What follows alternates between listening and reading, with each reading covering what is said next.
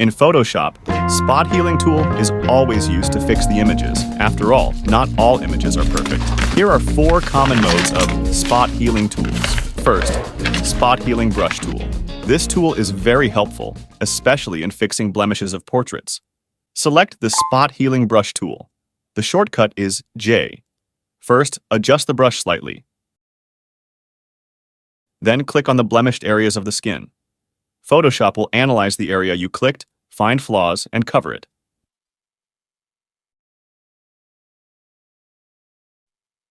Healing Brush tool.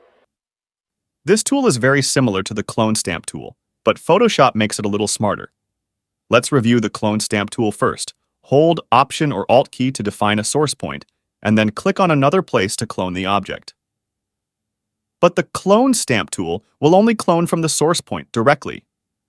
In this case, because the source point is relatively bright, it will be too bright when you clone to a darker area.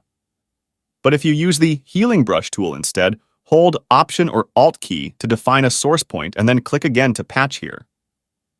Photoshop will not only patch the content from the source point, but also adjust it according to the target area to make the picture more perfect.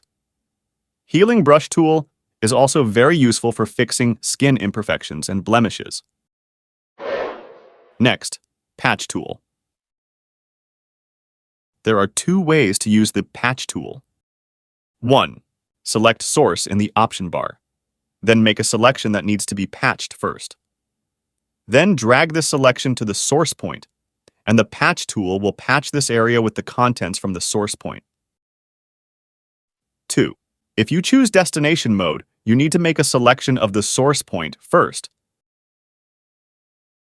and then drag the selection to the area that needs to be patched.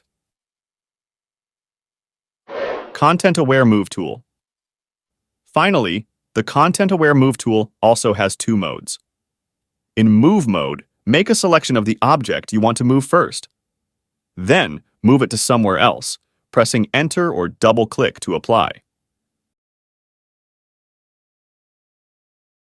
In Extend mode, the Content-Aware Move tool will duplicate the object for you. Remember, changing the size of the content before applying the Move or Extend is always available in Content-Aware Move tool. That's for today's video. Thanks for watching.